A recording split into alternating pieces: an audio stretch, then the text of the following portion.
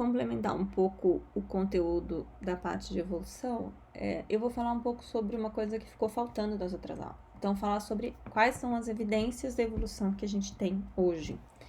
E aí, no final, eu vou falar sobre convergência. Vamos primeiro olhar para as evidências diretas. Então, quais são as evidências que a gente tem? A gente consegue acompanhar evolução de populações, né? A evolução mais rápida, diretamente acontecendo dentro do laboratório. Você pode fazer isso com mosquinhas das frutas, como o Dobzhansky fez, ou você pode observar em organismos vivos, né? No meio natural. O que acontece principalmente? A gente consegue observar a seleção natural ocorrendo como resposta a espécies que sejam introduzidas. Então, exemplos são esses percevejos do saboeiro que se alimentam de saboeiro, né? Eles vão colocar esse bico deles, né? Chama probóscide, mas enfim, dentro da fruta, através da fruta e dentro da semente. Dois pesquisadores mediram o comprimento dos bicos das populações de percevejo que se alimentavam de um balãozinho nativo, que é uma planta nativa. E também mediram o comprimento dos bicos das populações que se alimentavam na árvore da chuva dourada, que é uma árvore introduzida. Os pesquisadores, então, vão comparar as medidas com os dois grupos, tá? E com espécies coletadas em museu, antes da introdução da árvore da chuva dourada. O que eles encontraram? Que para as espécies de museu que estão aqui, ó, essa é a média da espécie de museu, certo? A média da espécie de museu tá aqui e aqui. Para quem continuou se alimentando no balãozinho nativo, você tem uma média muito próxima da média das espécies de museus. Talvez uma certa mudançazinha aqui suave em direção a esta média aqui. Já para quem está se alimentando da espécie introduzida, você tem uma mudança muito grande aqui para um bico menor, tá? Uma média aqui em torno de 6,5, 7. Isso faz o quê? Com que você tenha uma mudança significativa no fenótipo, então nas características desses organismos, ao longo de muito poucas gerações, tá? A conclusão deles é que as espécies de museu e os dados atuais sugerem que houve uma alteração forte no tamanho, de acordo com a fonte de alimento, podendo resultar na evolução por seleção natural e, inclusive, ao longo do tempo, isso aqui pode, inclusive, gerar um processo de especiação se esses caras pararem de se reproduzir, tá?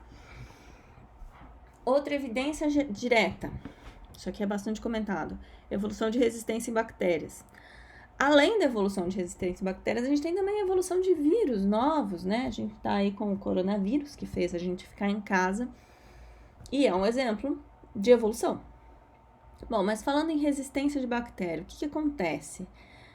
Vocês lembram que bactérias têm cromossomos circulares e existem regiões diferentes que podem dar resistência a antibióticos diferentes ou habilidade de colonizar novos hospedeiros, podem piorar a doença, podem aumentar a produção de toxinas dentro de uma série de espécies. E essa bactéria aqui, MRSA, ela é causada por cepas resistentes que surgiram, tá? Como um clone, que esse aqui é o nome do clone, o SA300. Ele é resistente a múltiplos antibióticos, extremamente contagioso e muito patogênico, tá? Ele pode causar infecções letais na pele, pulmão e sangue. Os pesquisadores identificaram áreas-chave desse genoma que codificam para as adaptações que causam suas propriedades virulentas. E isso aqui é novo, tá? Isso aqui surgiu lá nos anos 90 e tá aumentando de frequência na população, tá? Então, as admissões hospitalares começaram a aumentar muito a partir da década de 90 e essas mudanças aqui são regiões novas dentro do genoma do Staphylococcus aureus, que é a espécie causadora desses problemas, né? Outro tipo de evidência de evolução são as evidências indiretas. As homologias, por exemplo. A gente falou das homologias lá no segundo ano, quando a gente estava falando de filogenia sistemática, tá? Então, são similaridades em posição, forma e origem embrionária, que todas juntas significam uma origem em comum, tá? Significa que o ancestral desses caras aqui tinha essa mesma estrutura e que elas são descendentes de uma mesma estrutura num ancestral comum. Esse cara, no caso, era o ancestral dos tetrápoda, né? Humano, gato, baleia e morcego. Outra forma de acessar a homologia é diretamente olhando para a origem embrionária. Então, você está vendo aqui, por exemplo, os arcos faríngeos, que são uma homologia dentro dos cordados, né? A cauda pós-anal, lá, outra homologia dentro dos cordados. E você pode ver aqui também, mais para frente, um pouquinho no desenvolvimento, o surgimento dos brotos dos membros. As homologias, por sua vez, elas podem ser usadas como evidência de parentesco e permitir a construção de árvores filogenéticas. A gente tem aqui, por exemplo, uma árvore dos tetrápodas, mostrando cada uma das novidades evolutivas. Então, cada ramificação vai representar um ancestral comum, né? E você pode encontrar aqui quais são as novidades evolutivas desse grupo. Então, esse grupo aqui tem membros, né? Os 4 membros. Aqui surgiu quem? O âmnio, o córion e o allantoide. O ovo, basicamente, né? E aqui surgiu o quê? Penas nas aves. E a gente tem uma série de outras coisas que vão surgindo aqui. Por exemplo, lagartos e cobras. Aqui você tem excreção, né? Uma forma de excreção. Vão excretar ácido úrico. Você tem uma série de outras características que são exclusivas desse grupo aqui.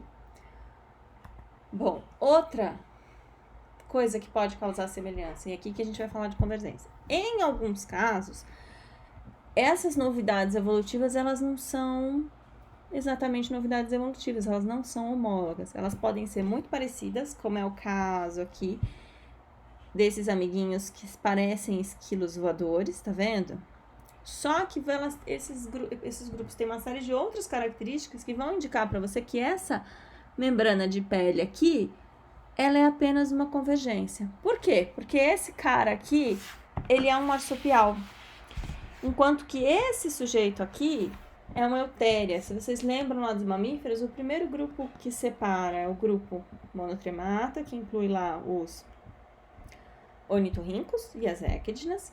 E depois a gente tem a separação de quem? Dos marsupiais, tá? Então, em alguns casos específicos, as mesmas pressões seletivas, mesmo tipo de ambiente, vai levar à evolução convergente, que são grupos não aparentados que vão apresentar características similares. E a evolução convergente é muito comum em mamíferos, principalmente se comparar os mamíferos da Austrália com os mamíferos do resto do mundo. Por quê? A Austrália ficou separada por muito tempo do resto do mundo, e a Austrália não tinha, até muito recentemente, até o Pleistoceno, nenhum eutéria nativo. Então, nenhum mamífero placentário verdadeiro nativo. O que sobrou na Austrália? Monotremada, até hoje, e marsupial. Então, os marsupiais da Austrália acabaram evoluindo quase que as mesmas funções ecológicas de todos os outros eutérias fora. Então, aí você existia, por exemplo, o tigre da Tasmânia, que é um carnívoro de grande porte. E tem até hoje o diabo da Tasmânia, que é um carnívoro de pequeno porte.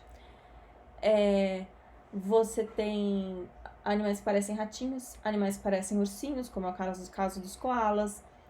Você tem animais que parecem lebres, mas na verdade são marsupiais. Então, você tem uma série de hábitos diferentes de vida que estão sendo ocupados por marsupiais na Austrália, que em todo o resto do mundo são ocupados por eutérias, tá?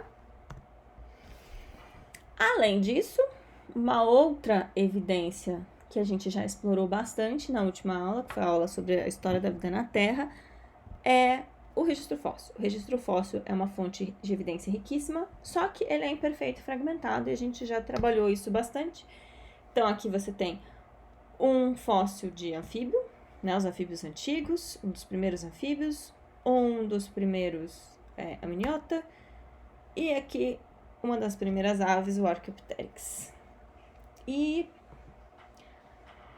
uma última forma de evidência que a gente tem de evolução é a biogeografia. Tá? Então, aqui, por exemplo, a gente tem os camelídeos, camelos dromedários, então, camelo, dromedário e lhamas, por incrível que pareça. Qual que é a distribuição desses animais? Da América do Sul, da Ásia e da África. Os ancestrais da família dos camelos estão na América do Norte. Então, se você encontra fósseis ancestrais na América do Norte, eles migraram para onde? Para a América do Sul, dando origem às lhamas, e para a Europa e Ásia e África, dando origem aos camelos e dromedários. Outro exemplo de biogeografia interessante é a distribuição das aves ratitas. Então, essas aves grandes que não voam, ou pode ser pequenininha, essa aqui é pequenininha também. Aves que perderam a capacidade de voo, que simplesmente andam. Essas aves, elas surgiram no continente do hemisfério sul, deixa eu ver, não tá aqui, né? Que chama Gondwana. E elas evoluíram enquanto essas 3 massas de terra estavam juntas e acabaram depois sendo separadas. E a gente tem as emas, os tinamídeos, parece uma codorna, tem várias pessoas que chamam de codorna, mas não é igual a codorna comercial. Os avestruzes na África, né? Aqui os emus e os casuares, as moas que estão extintas, os kiwis, que ainda tem na Nova Zelândia, e as aves elefantes que existiam em Madagascar, mas foram extintas por pressão humana. E por hoje é só. Essas 2 aulas para o dia de hoje. E semana que vem tem mais.